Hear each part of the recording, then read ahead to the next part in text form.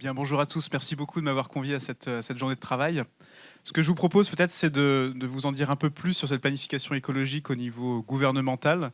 Comme vous le savez, depuis le discours de Marseille, le président s'était engagé à ce qu'on mette en place cette planification écologique, l'a confié à la Première ministre. Donc ça fait maintenant un an, quasiment jour pour jour, parce que le décret est sorti le 7 juillet de l'année dernière, du coup, que l'on travaille sur ces sujets de planification. Peut-être commencer par dire que l'objectif, c'est d'essayer, mais c'est quelque chose que vous connaissez bien dans les armées, de casser les silos et d'avoir une vision assez systémique finalement de cette planification. On y met dans les sujets de planification écologique à la fois les sujets de climat avec la double dimension, baisse des gaz à effet de serre, mais aussi adaptation au changement climatique, bien sûr. On y met aussi les enjeux de biodiversité, du coup avec un effondrement quand même très notable sur lequel qui nécessite une action très, très vive.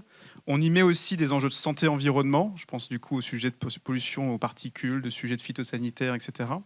Et puis, dernier élément, et qui est un des plus importants en réalité, la question des ressources et donc de leur durabilité. Dans ressources, je mets aussi bien des sujets comme l'eau, l'accès à l'eau.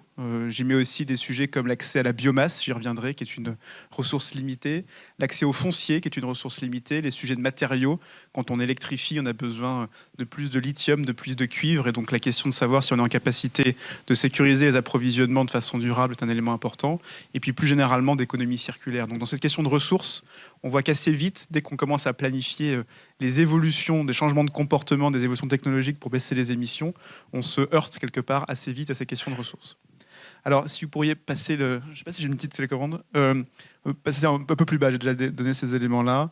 Donc, la façon de travailler au niveau de Matignon là-dessus, c'est vraiment d'essayer de rentrer par des sujets thématiques concrets, sectoriels, et puis d'appliquer cette grille de lecture avec les 5 enjeux, à la fois la baisse des émissions, adaptation, ressources, biodiversité, santé. Quelques exemples quand je prends transport. Les transports, c'est un tiers des émissions.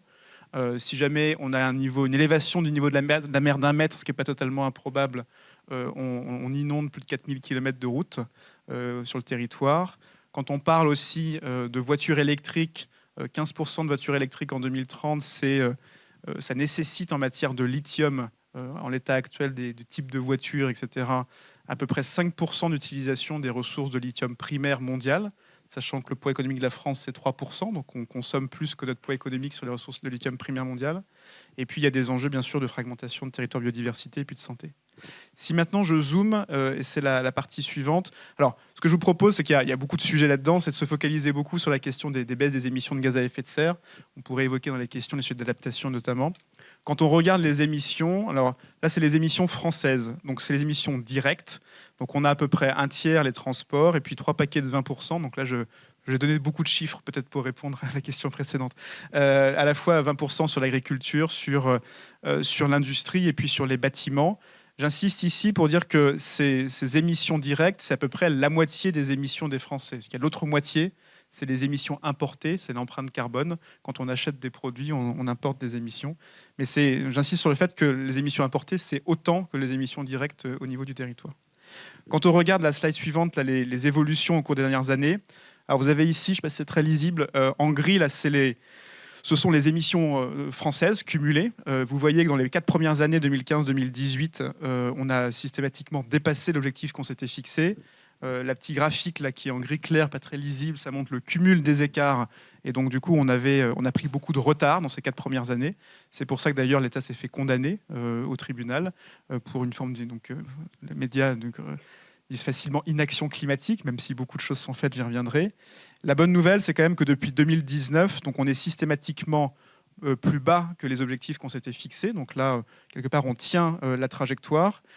Avec par ailleurs l'année du Covid, qui nous a permis, avec plein de guillemets, de rattraper de ce fait une grosse partie du retard qu'on avait pris. Et donc mais j'insiste sur le fait que ce n'est pas uniquement le Covid, c'est que du coup il y a de la baisse structurelle et on a tenu les objectifs. On a quasiment rattrapé le retard qu'on avait pris sur la première période au cours de la deuxième période. Alors, ça peut sembler du coup c'est une bonne nouvelle, déjà réjouissons-nous là-dessus. Après, il y a plusieurs mais. Le premier mais, il est tout en bas, là c'est la partie verte. J'y reviendrai, c'est le puits de carbone, nos forêts, nos sols, qui se dégradent sous l'impact du changement climatique et donc qui stockent beaucoup moins de gaz à effet de serre par an. Et donc ça, c'est un problème. Et le deuxième mais, c'est la slide suivante. Vous allez voir qu'on a fait la moitié du chemin entre maintenant par rapport à l'objectif qu'on doit tenir à l'horizon 2030, donc moins 55% de gaz à effet de serre. En réalité, 50% d'émissions brutes, plus 5% de puits de carbone. Là, vous voyez tout à gauche, qu'on a fait en 32 ans la moitié du chemin. Il faut qu'on fasse l'autre moitié du chemin en 8 ans. Donc de ce fait, il y a une sacrée accélération de la pente. Et quand on fait un petit exercice de répartition par secteur, vous voyez que à chaque fois, vous avez l'année de référence 90, l'année récente avant, après Covid, et puis la cible. On voit que la marche, elle est extrêmement haute dans chacun des secteurs, que ce soit en matière de transport, de bâtiment, d'industrie, d'énergie. Elle a l'air moins haute en agriculture, mais elle l'est tout de même, je pourrais y revenir. Voilà. Et donc, j'insiste sur un point qui est que l'industrie, on voit que c'est à peu près le seul secteur sur lequel on a beaucoup bossé historiquement. Généralement, on est défaitiste et on dit c'est la désindustrialisation, donc c'est de la mauvaise baisse. La réalité, c'est que c'est pour un tiers de la désindustrialisation, donc ça, c'est honnêtement pas s'en réjouir, mais pour 2 tiers de l'amélioration des procédés de nos usines, donc c'est plutôt de la bonne baisse, entre guillemets. Il y a eu une évolution de notre appareil productif assez substantielle. Alors, ce que l'on a fait du coup depuis un an, c'est qu'on a travaillé avec tous les ministères pour regarder comment concrètement on pouvait faire pour sécuriser cette baisse à l'horizon 2030. Et là, c'est la slide suivante. Alors du coup, les couleurs sont un peu changées par rapport à d'habitude, donc j'essaie de m'y repérer. Le PowerPoint est mal passé. Donc là, vous avez, dans tous ces trucs colorés, alors vous avez en orange les transports, vous avez en gris sur le côté les bâtiments, vous avez en jaune l'industrie, et puis en vert à la fois l'agriculture et puis les forêts. Alors, ça dit quoi ce sujet-là? Ça dit que d'ici 2030, on doit baisser nos émissions au cumul d'à peu près 220 millions de tonnes de CO2, à la fois pour satisfaire notre baisse d'émissions, nos puits de carbone et compenser ce qui est par ailleurs un tendanciel à la hausse puisque la population continue d'augmenter et le PIB continue de croître entre maintenant et 2030. La bonne nouvelle, c'est que si on fait tout ça, on y arrive. Donc c'est déjà, il y a un chemin, ce qui n'était pas totalement acquis au début de l'exercice. Là, ça vous montre du coup, à chaque fois dans chacune des boîtes, on a travaillé collectivement les sous-jacents physiques et on s'est dit du coup qu'est-ce qui était crédible en termes de baisse d'émissions à l'horizon 2030. Donc là, typiquement, en haut à gauche, vous avez la voiture électrique. Donc là, c'est conversion de 15% du parc français à la voiture électrique, ce qui correspond globalement, je vous fais le détail de l'analyse, enfin, je ne vous détaille pas l'analyse, mais ça correspond globalement à ce que, quand on croise les capacités, enfin, les immatriculations en volume et puis la croissance du véhicule dans les véhicules neufs, ce qui est à peu près réaliste en termes de proportion. Donc ça rapporte 11 millions de tonnes de CO2. Vous voyez là en jaune au milieu, décarboner les 50 plus gros sites industriels, cumulé à un petit truc qui s'appelle CCS, qui est le stockage de carbone dans le sol, ça fait à peu près 24 millions de tonnes de CO2 par an, donc 2 fois et demi du coup la voiture. Quand vous voyez tout à droite, là, Residential Fuel, c'est supprimer 75% des chaudières fuel dans le parc actuel de logements.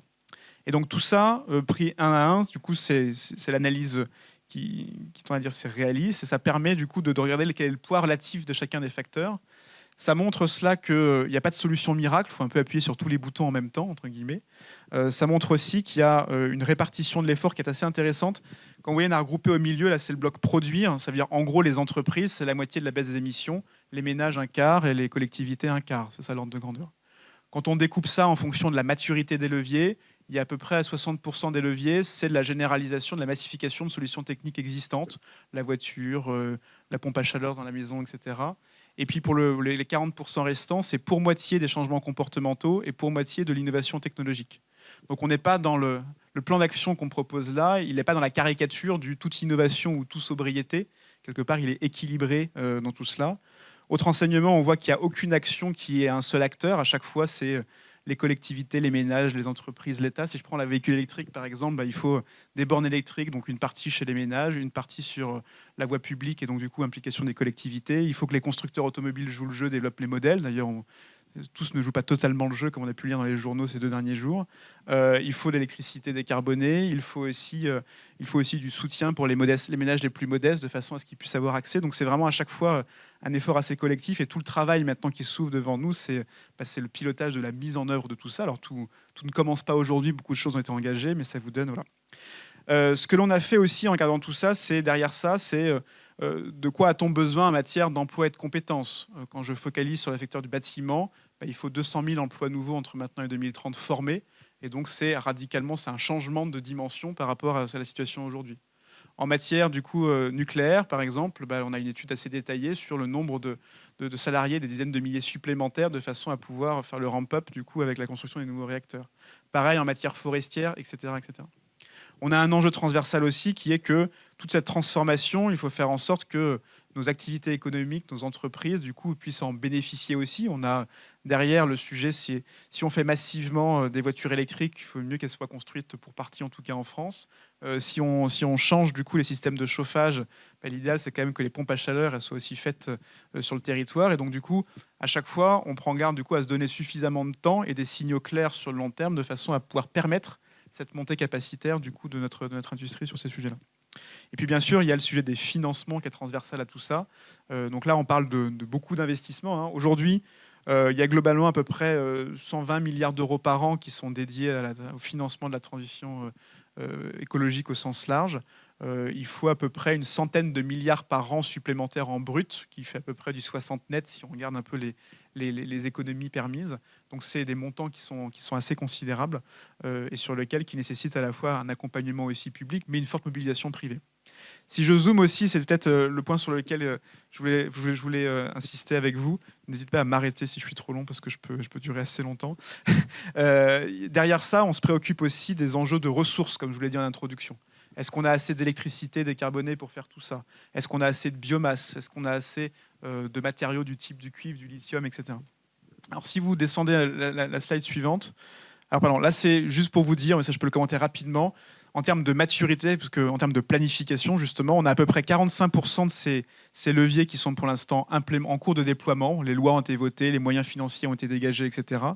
Il y en a à peu près 40-45% supplémentaires là, qui sont en cours de discussion. Et on devait avoir hier un conseil de planification écologique autour du président qui a été décalé au 17 juillet, justement pour pouvoir arbitrer les moyens supplémentaires et les différents dispositifs qui nous permettent de documenter à peu près 45% supplémentaires. Et il nous reste 10-15% encore de leviers objectivement mal identifiés sur lesquels on doit encore travailler. Alors, la slide suivante, du coup, le regard des ressources. Donc, le premier sujet, c'est l'électricité. Donc là, vous avez ici, là, je vous ai mis le détail, donc vous avez à gauche l'évolution de la consommation d'électricité. Donc on voit que à la fois le résidentiel va consommer plus parce que pompe à chaleur, l'industrie va consommer beaucoup plus parce qu'on électrifie beaucoup de procédés. Et on a fait des stress tests parce que du coup, il y a toujours le scénario où tout se passe bien, et puis comme ça, vous le savez parfaitement, il y a tous les autres. Et donc on a plutôt regardé le scénario où tout se passe mal. Donc, alors tout se passe mal, il est relatif, c'est-à-dire que ça veut dire qu'on réussit super bien à réindustrialiser le pays, donc du coup beaucoup de consommation d'énergie. Ça veut dire qu'on électrifie beaucoup les voitures, ça veut dire par contre qu'on a plutôt raté la partie d'isolation des logements. Donc là, on regarde quelle est la consommation max qu'on a là. Et en face, quels sont les moyens de production. En étant assez prudent, je pense que le retour d'expérience de l'hiver, c'est quand même que notre parc nucléaire est à la fois un atout, mais néanmoins, il faut rester prudent sur des possibles difficultés de disponibilité. Donc là, pour ceux qui connaissent bien le sujet, on a été assez prudent avec 360 Tera de nucléaire, sachant que la prévision d'EDF, c'est 400 à l'horizon 2030. Et puis, il y a une augmentation relativement raisonnable des énergies renouvelables. Et donc, l'un dans l'autre, on voit qu'on passe tout juste dans les scénarios stress test. Donc, il nous reste un pied de pilote qui est du coup le fait de monter la capacité nucléaire à plein régime. Il nous reste un deuxième pied de pilote qui est pour l'instant les centrales gaz. Elles sont imaginées uniquement en fonctionnement à la pointe et elles pourraient passer en base si jamais on avait un problème. Donc on a de quoi, on a des buffers. Mais néanmoins, le message quand même, c'est que cette transition va nécessiter beaucoup plus d'électricité décarbonée et que donc il y a un enjeu absolument majeur d'aller continuer à investir massivement dans notre parc de production. Autre enjeu de ressources, l'hydrogène, ça je vais très vite, c'est pas un sujet de volume, mais c'est un sujet de prix. Dans les questions, on pourrait y revenir, mais on est pour l'instant au tout début de la courbe d'apprentissage de tout cela. Ça dépend énormément du prix de l'électricité, la compétitivité de l'hydrogène. Et donc, si on veut le développer massivement demain, il y a encore du boulot pour que ça soit une réalité, je dirais, à hauteur importante. Troisième point important, là, c'est l'illustration sur le lithium. Là, je vous fais de ça très rapidement. Donc, quand on fait la somme voiture, camion, etc., on voit ce que je vous disais tout à l'heure, c'est à peu près 5% du lithium primaire. Donc là, on a deux enjeux de court terme. Premier enjeu, c'est d'arriver à produire du lithium en France. On a des mines. On peut couvrir quasiment 50% du besoin, des mines dans l'Allier qu'on est en train de développer. Il y a du lithium dans les eaux géothermales d'Alsace. Donc ça, pareil, il faut arriver à l'exploiter. Et puis après, l'autre enjeu majeur, c'est la filière de recyclage. Et puis c'est toute la réglementation qui va nous permettre de garder le lithium sur le territoire. Aujourd'hui, une batterie usagée, dans la plupart des cas, on la renvoie en Chine, ce qui du coup peut poser question quand même. Donc là, tout le sujet, c'est comment on les garde, comment on recycle. Et puis je termine des sujets de ressources avec la biomasse. Donc là, vous avez une des grosses mauvaises nouvelles quand même de l'exercice, qui est que nos forêts se dégradent extrêmement rapidement. Là, vous avez en 10 ans, le puits de carbone de la forêt, absorption de gaz à effet de serre par la forêt, a été divisé par 2. Pour 2 raisons. La première, c'est que moins d'eau, plus de température plus élevée fait que la forêt pousse moins vite. C'est basique, mais ça a un effet extrêmement massif. Et le deuxième, c'est qu'il y a des maladies qui se développent de type scolite à cause du changement climatique et qui augmentent très fortement la mortalité. Et donc ça, vous voyez, en ampleur, c'est 30 millions de tonnes de CO2, c'est-à-dire c'est 3 fois ce qu'on cherche à éviter avec la voiture électrique, c'est plus que l'intégralité de la décarbonation de nos usines. Donc c'est assez massif comme impact. Et donc c'est ça qu'il nous faut enrayer. Alors on n'enraye pas le changement climatique, par contre on peut faire en sorte que les conséquences soient moins fortes sur nos forêts. C'est le travailler sur les essences, c'est la gestion durable, etc. Et puis je termine par le point qui est le dernier... Alors si vous pouvez passer la suivante, pardon. Elle est affreuse, mais je vous l'explique. C'est le sujet de la biomasse. En fait... pour sortir des énergies fossiles, il y a 3 solutions. La sobriété, l'électricité et les bioénergies, si je résume un peu. Notre point important en matière de planification, c'est de ne pas quitter un problème de souveraineté, une dépendance, c'est les énergies fossiles, pour en créer une autre, qui serait de l'importation massive de biomasse. Et donc on cherche à être équilibré en flux, c'est-à-dire qu'on produise sur le territoire autant de biomasse que ce qu'on veut utiliser demain.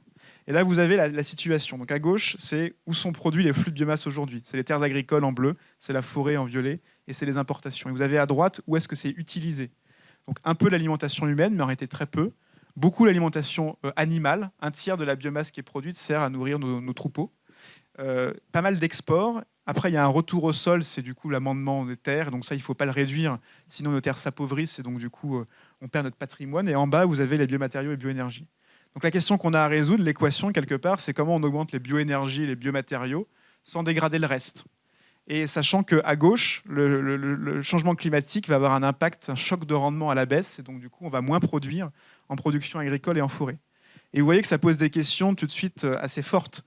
Ça pose la question de notre dépendance à l'import, ça pose des questions de l'évolution de notre politique commerciale à l'export. Est-ce qu'on peut exporter autant demain qu'on exporte aujourd'hui? Ce n'est pas évident. Ça pose la question de l'évolution de notre cheptel, parce que du coup, dédier 30% de la production de biomasse à l'alimentation animale, est-ce qu'on peut se le permettre encore demain? Je ne dis pas qu'on va le supprimer, il y a hors de question, mais du coup, quelle évolution? Ça pose aussi la question de l'usage des sols. Donc là, typiquement, quand on regarde ça, on se pose la question de se dire, est-ce qu'il ne faut pas avoir une politique très volontariste d'extension des forêts françaises, par exemple, parce que ça justifierait tout à fait de faire cette évolution. Voilà quelques éléments un petit peu macro qui permettent de vous préciser le cas dans lequel se travaille cette planification. Là, j'ai vraiment insisté sur les émissions de gaz à effet de serre, mais du coup, il y a les mêmes enjeux sur adaptation, biodiversité et ressources. Voilà.